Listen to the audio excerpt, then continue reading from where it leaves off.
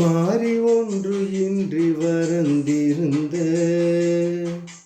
காலத்தும் பாரிமாட மகள் பான்மகற்கு நீர்பூலையுள் பொன் திறந்து கொண்டு புகாவாக நல்கினார் ஒன்றுரமுன்றிலோ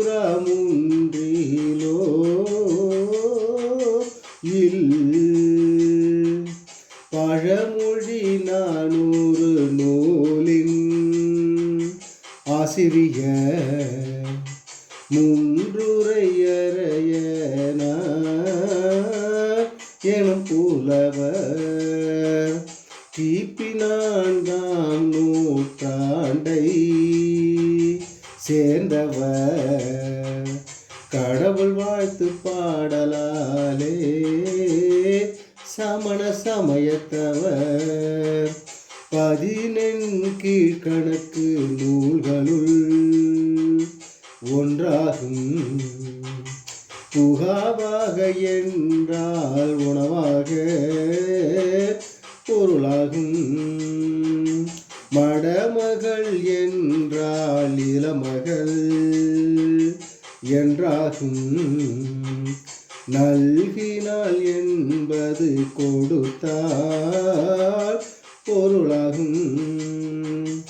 அங்கவை சங்கவை இருவரும் பாரி மகளிராம் ஒன்றுரமுன்றிலோயில் பழமொழியாம். ஒன்றுமில்லா வீடு ஏதும் இல்லையாம் அங்கே இல்லையாம். அதனாலே பாணர்களுக்கு பொன்னை தந்தாராம்.